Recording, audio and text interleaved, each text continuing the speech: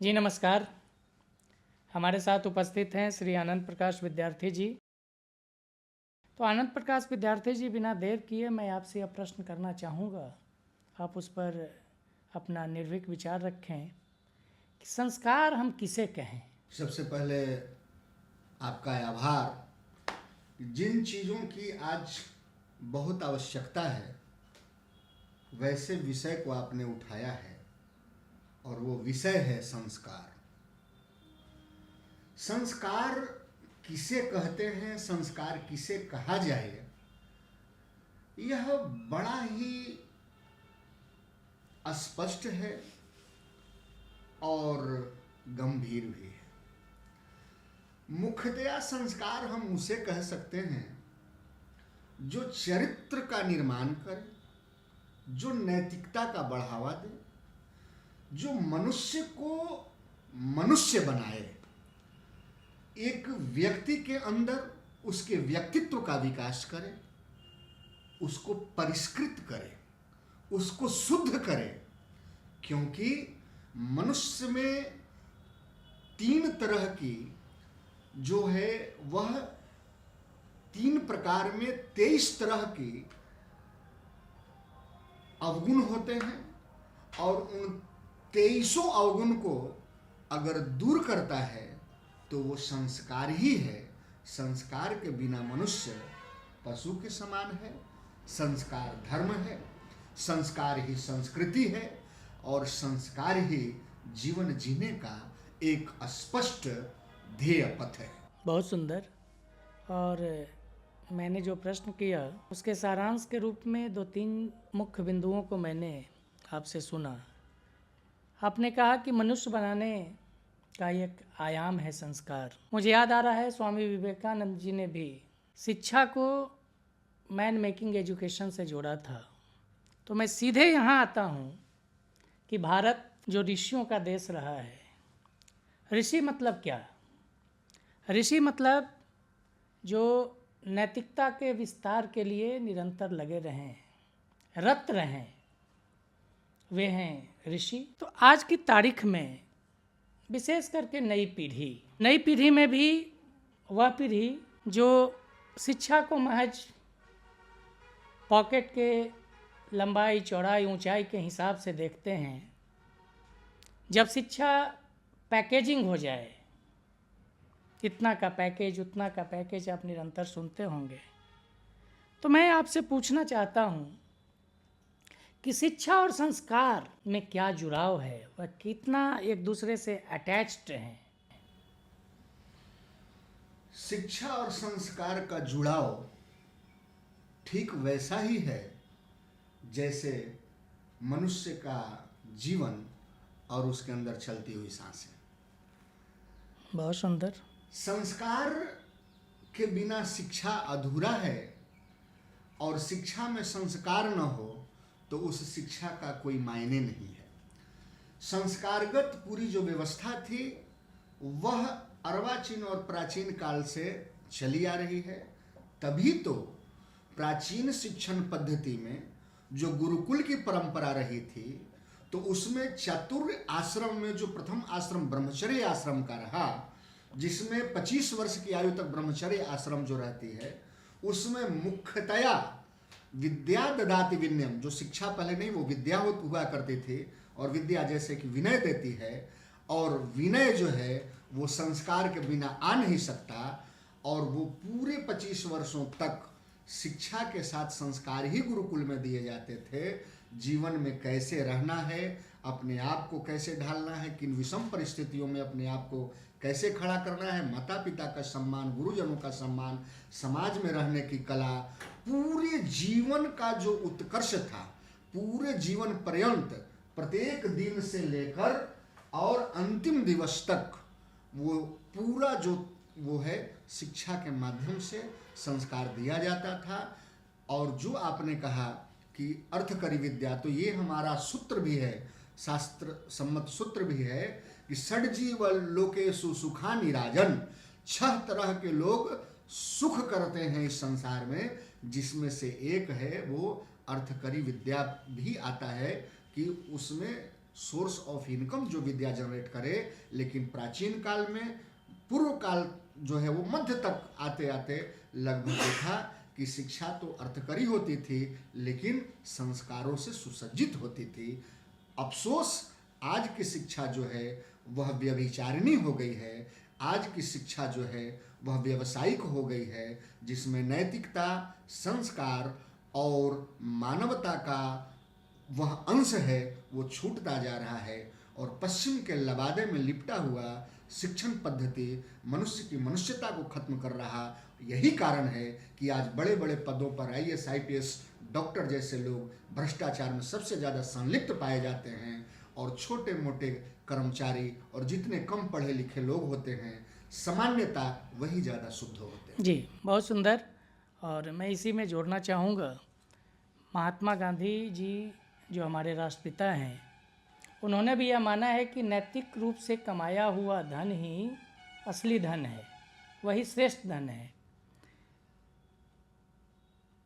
हमारा वेद या भारत सनातन की भूमि है, इसे अन्यथा लिए जाने की कोई ज़रूरत नहीं है।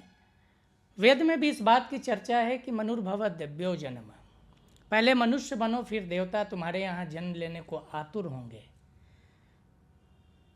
आर्य समाज की स्थापना जब की गई तो सरस्वती जी ने यह कहा, स्वामी दयानंद सरस्वती जी, कृवंतो विश्वम आर्यम, संपूर्ण विश्व को आर्य बनाए। आर्य मतलब कोई जाति नहीं, आर्य मतलब श्रेष्ठ, जो बेहतर है, जो बेस्ट है, जो सबसे अच्छा है, बेस्ट है, वह आर्य है। यानी यह भारतवर्ष हमेशा श्रेष्ठ की तलाश में है, चाहे वह पुराने समय में हो या आज के समय में हो। लेकिन मैं यह आपसे जानना चाहूँगा कि संस्कार की जब हम चर्चा करते हैं तो हमारे ऋषि मुनियों ने 16 तरह के संस्कार की चर्चा की है, उस पर थोड़ा आप दृष्टिपात करें। देखिए, जिन ऋषि मुनियों की हम चर्चा करते हैं जी वो हमारा जो देश है जी वह ऋषि मुनि का देश है, जी कृषि का देश है। और जिस वेद की आपने चर्चा की, तो वेद में कोई कंक्रीट 16 संस्कारों की चर्चा नहीं है जी, लेकिन उपनयन संस्कार जैसे चीजें हैं वो उसमें आई हैं कहीं कहीं। और जो 16 संस्कार हैं वो 16 संस्कार मान्य हैं। इसके अलावे भी जो है वह कई संस्कार जो हैं वो देखने को मिलते हैं विभिन्न विद्वत जनों के द्वारा। जैसे इसमें मतभेद जैसे कि हमेशा रहा है, सनातन में विद्वानों की कमी नहीं रही है, बिल्कुल, तो उसकी खूबसूरती भी है। गौतम स्मृति सूत्र में 48 संस्कार बतलाए गए हैं, वहीं महर्षि अंगिरा ने 25 संस्कार बतलाए हैं और पुराणों में भी विविध संस्कार का उल्लेख है। लेकिन महर्षि वेद व्यास जो हैं उन्होंने 16 संस्कारों की संकल्पना की और वही मान्य है। जो वो 16 संस्कार हैं वह गर्भाधान संस्कार से लेकर अंत्येष्टि संस्कार यानी कि दाह संस्कार तक हैं, जिनमें से जो 3 संस्कार हैं वो जन्म से पहले के हैं। जैसे गर्भाधान संस्कार है और उसमें जो प्रक्रिया है पुंसवन संस्कार और सीमांतोनयन संस्कार, ये 3 जन्म से पहले के संस्कार हैं और शेष जो हैं वो 13 वो जन्म के बाद के संस्कार हैं। और सारे संस्कारों के अपने अपने कार्य हैं। अब इन संस्कारों की आवश्यकता क्यों पड़ती है? मैं सबसे पहले एक सुंदर और स्पष्ट उदाहरण से जो मेरे ध्यान में आ रहा है बताने का मैं प्रयास कर रहा हूँ। हर चीजें जो होती है वह अपने मूल रूप में परिष्कृत नहीं होती हैं, वो दोष युक्त होती हैं। तो दोष युक्त चीजों को दोष मुक्त बनाने की जो प्रक्रिया है वो संस्कार है। जैसे जो गर्भाधान संस्कार हुआ, तो ये भी संसार में आज हम लोग किसी तरीके से संस्कारों को अपने जीवन में उतार नहीं रहे हैं। पहले के समय में शुभ मुहूर्त में बड़े ही संस्कारवान भाव से पति और पत्नी जो है वो समायोजित होकर गर्भाधान संस्कार करते थे। किसी भी बच्चे का जन्म पिता के वीर्य और माता के रज से होता है। और जब गर्भाधान होता है तो 9 महीने तक मां के गर्भ में मल और मूत्र के बीच उस शिशु का पालन और पोषण होता है। और जब 9 महीने के बाद बच्चे का जन्म होता है तो उसकी शुद्धिकरण के लिए, उसको परिष्कृत करने के लिए तमाम संस्कार अपनाए जाते हैं ताकि वह बच्चा ओजस्वी, तेजस्वी और मनस्वी हो और श्रेष्ठ जो भारत है, जो आर्यावर्त है, जो वैदिक भूमि भारत है, उसको सोने की चिड़िया और विश्व गुरु की तरफ ले जाने वाला जो आज का जो दौर है वह संस्कारों के साथ ही आ सकता है।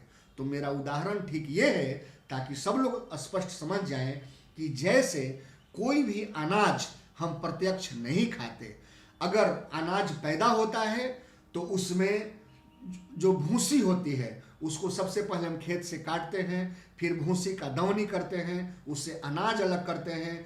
अगर गेहूं है तो फिर उसको ले जाकर हम चक्की मिल में गेहूं को पिसवाते हैं, उसका आटा बनाते हैं, फिर उसको गूंथते हैं और फिर लोइया बनता है, तब रोटी बेलकर हम ग्रहण करते हैं। ये उस अनाज का संस्कार हुआ। अगर चावल है तो प्रत्यक्ष हम चावल नहीं खाते, पहले उसका रोपनी होता है, फिर उसमें बाल लगते हैं, उसका दमनी होता है और तब घर पर मशीनरी से होते हुए चावल, जिसको हम लोग कूटना कहते हैं, चावल निकलता है और तब फिर हम उसको ग्रहण करते हैं। और यही अंतर है मनुष्य योनि और अलग के योनियों में। जानवर जो है उनके पास संस्कारों की कमी है, वो परिष्करण नहीं है, वो अनाज को वैसे ही खा लेंगे जिस अवस्था में है। तो वैसे ही मनुष्य जो है वो जब जन्म लिया और जो संसार में आया तो उसको जब तक परिष्कृत नहीं करेंगे, उसको इस दुनिया में रहने योग्य नहीं बनाएंगे, तब तक वह मनुष्य इस संसार में अपने आप को स्थापित नहीं कर सकता और अपने मनुष्य योनि के साथ न्याय नहीं कर सकता। क्योंकि मनुष्य जो है वह 84 लाख योनियों का सबसे श्रेष्ठ योनि है और सनातन धर्म, वैदिक धर्म जो है वह पुनर्जन्म में भी विश्वास रखता है। और 2 तरह के भाग्य होते हैं, जो पूर्व जन्म में संचित कर्म होते हैं उसको प्रारब्ध कहते हैं, और वर्तमान में जो हम कर्म करते हैं उसको पुरुषार्थ कहते हैं। और पुरुषार्थ उसे कहते हैं व्याकरण के दृष्टिकोण से, पुरुष जोड़ अर्थ इज इक्वल टू पुरुषार्थ, यानी कि एक विवेकशील प्राणी का लक्ष्य। और पुरुषार्थ में इतनी शक्ति होती है कि वो प्रारब्ध को बदल सकता है और इसीलिए मनुष्य को संस्कारित किया जाता है। और 16 संस्कारों में क्षौर कर्म से लेकर उपनयन संस्कार से लेकर विवाह संस्कार होते हुए और फिर मनुष्य का जब दुनिया यहीं रहेगी, सब अवसान हो जाए, अफसोस से बस यही है, हम आप ही नहीं रहेंगे, अंत समय मेरे साथी बांसों की ठटरी ही काम आएगी। ये रथ, हाथी, घोड़े और गाड़ियों के झुंड यहीं धरे के इस धरा पर धरा रह जाएगा, बस अफसोस है हम आप ही नहीं रहेंगे, अंत समय मेरे साथी बांसों की ठटरी ही काम आएगी।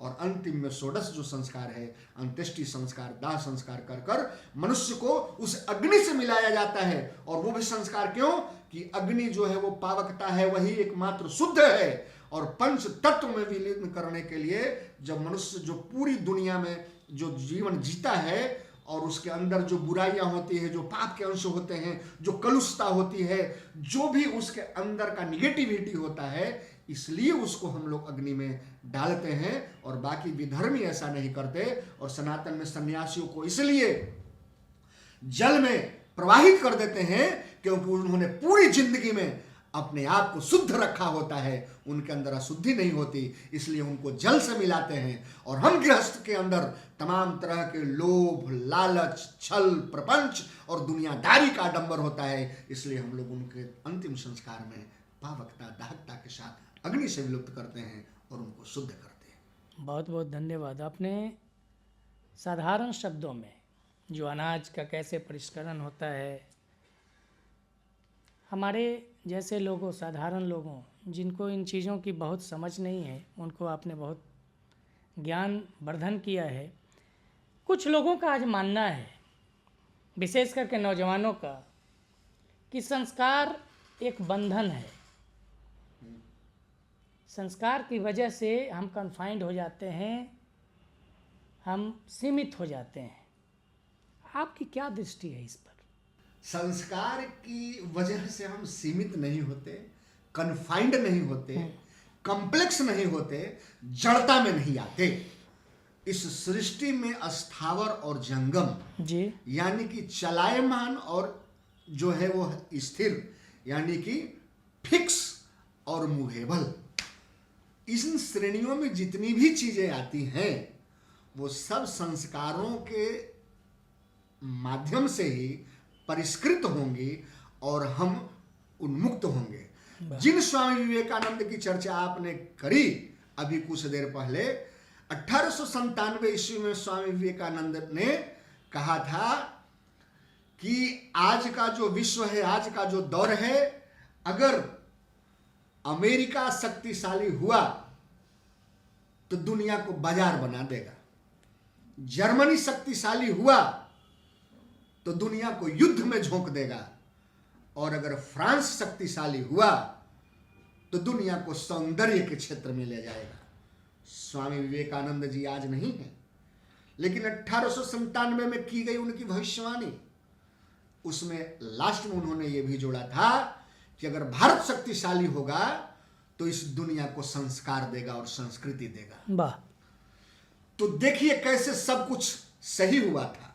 1897 के 50 वर्ष भी न पूरे हुए, जर्मनी जब मजबूत हुआ तो दुनिया को दूसरा विश्व युद्ध दिया, उसने युद्ध में धकेल दिया।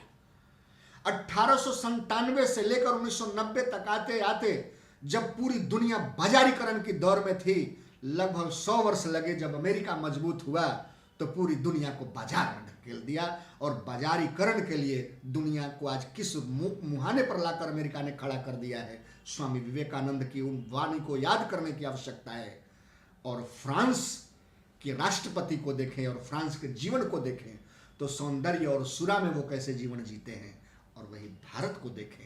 अगर भारत संस्कारवान होगा तो भारत फिर से विश्व गुरु होगा और दुनिया को दिशा देगा।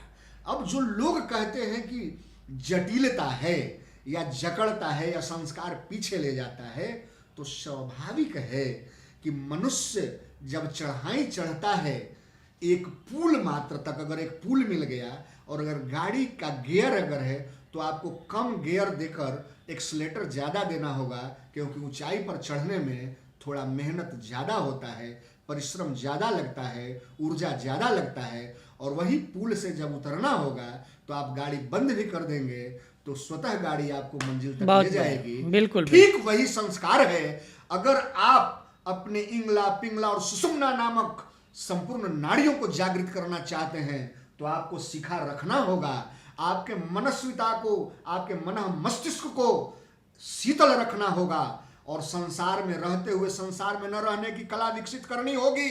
तो आपको संस्कारों से जुड़कर रहना होगा, तो उसमें कठिनाई होगी। जब आप ऊर्ध्व की ओर ऊर्ध्वाधर बढ़ते हैं तो आपको मेहनत करना होगा, और इसी मेहनत से भागने के लिए लोग संस्कारों से कटते हैं, और नीचे गिरने में कोई कठिनाई नहीं होती। इसलिए सेव भी अगर गिरा, न्यूटन को मिला तो वो नीचे ऊपर नहीं गया, वो गुरुत्वाकर्षण का नियम भले दिया गया।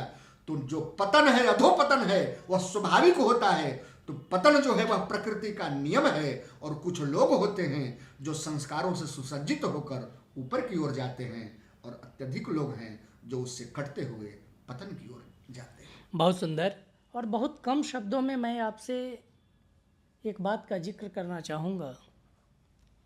मैंने सोशल मीडिया के माध्यम से पढ़ा है, ना कोई ऑफिशियल सर्कुलर देखा है, ना ऑफिस ऑर्डर देखा है। बिहार की सरकार, मतलब बिहार पुलिस ने इस तरह की कोई शायद व्यवस्था की है कि पुलिस में काम करने वाले लोग शायद अब तिलक लगा कर के बहुत देर तक पुलिसिया काम नहीं कर सकते हैं। कुछ ऐसी व्यवस्था है, मैं इसका ऑथेंटिकेशन नहीं करता, लेकिन सोशल मीडिया पर इस तरह की बात है। अगर यह सही है तो इसके बारे में आपकी क्या राय है? बहुत चंद शब्दों में आपसे मैं इस पर आपकी राय जानना चाहता हूँ। देखिए, ये सब जो चीज़ें हो रही हैं जी, यह पूर्णतया राजनीतिक विषय है जी, और राजनीति आज भारत में पथभ्रष्ट हो चुका है। राजनीति राज्य की नीति नहीं रह गई, राष्ट्र की नीति नहीं रह गई, जनता के आध्यात्मिक विकास की नीति नहीं रह गई। और पूर्णतः यह तुष्टीकरण है। चूंकि हिंदू जो सनातनी है वह बहुत धैर्यवान होते हैं, सरल होते हैं और अपने अधिकारों के प्रति सजग और जागरूक नहीं होते, इसका दुष्परिणाम इस तरीके का नियम लिखित या अलिखित आना है। दूसरे धर्मों के लोग इसी देश में रह रहे हैं, कहने को तो अल्पसंख्यक होते हैं, लेकिन शासन और सत्ता उनसे डरती है। आपने पुलिस का कहा, मैंने अभी जो परीक्षा हुई है मेडिकल की, नीट की, उसमें भी देखा कि एक बच्ची तुलसी की माला पहने हुई थी तो उसके माला को खुलवाया गया, काफ़ी विवाद हुआ। और ठीक उसके साथ जो मुसलमान की जो बच्चियां थी, जो इस्लाम धर्म मानने वाली, वो तंबू नुमा कपड़ा पहनकर जो पूरे, और उनको जाने दिया गया बस हल्का फुल्का जांच करके। तो ये तुष्टीकरण है, ये हमारी जो है वह एक कमजोरी है, सनातनियों की कमजोरी है। इस तरह के अगर नीति और नियम आते हैं तो इसका पुरजोर विरोध हर स्तर पे होना चाहिए। और तिलक न लगाने देना या तिलक या किसी भी, यह संवैधानिक रूप से भी गलत है। इसको संविधान में चुनौती देने की आवश्यकता है, कोर्ट में चुनौती देने की आवश्यकता है, क्योंकि हर धर्म को अपने पूजन पद्धति, अपने जीवन पद्धति और अपने पहनावा और ओढ़ावा को धारण करने का संवैधानिक अधिकार है। इससे कोई पदच्युत नहीं कर सकता, इससे कोई अलग हटा नहीं सकता। ठीक वैसे ही जैसे ईसाई जो हैं वो क्रॉस लगाकर ऑफिस जाते हैं, इस्लाम मानने वाले पुरुष जो हैं वो टोपी पहनकर कॉलेज और विद्यालय जा रहे हैं, छोटी पैजामा और बड़ी कुर्ता पहनकर जा रहे हैं, लड़की और महिलाएं तंबू में जा रही हैं, तो हिंदू तिलक और शिखा के साथ और कलावा के साथ क्यों न जाएं? इसको कोर्ट में चुनौती देने लायक है। और तब जाकर इन सारी चीज़ों को अपने साथ और अपने सनातन के साथ जिया जा सकता है और जीवन में इसे उतारा जा सकता है। जी, बहुत बहुत धन्यवाद। तो आज हमने जो चर्चा की है संस्कार पर, उसका लबोलुआब यही है कि संस्कार मतलब अपने वैल्यू से, अपने मूल्यों से, अपने जड़ों से जुड़ करके रहना। संस्कार मतलब पिछड़ापन नहीं, संस्कार मतलब फॉरवर्ड लुकिंग एटीट्यूड। संस्कार मतलब आगे की सोच विकसित करना। संस्कार मतलब हम कौन थे इसकी पहचान और हम क्या होंगे इसका भविष्य, दोनों निर्धारण का यह आयाम है, यह शक्ति है, यह साधन है। तो संस्कार को एक शब्द में अगर कहा जाए तो यह किसी एक धर्म के लिए नहीं बल्कि मनुष्यता के लिए यह ऊर्जा का असीम स्रोत है, पावर हाउस है। ऐसा माने। आपने अपनी बेबाक राय रखी, बहुत बहुत धन्यवाद। बहुत बहुत आपका आभार। इसी तरीके के विषय आप लेकर आते रहें। धन्यवाद।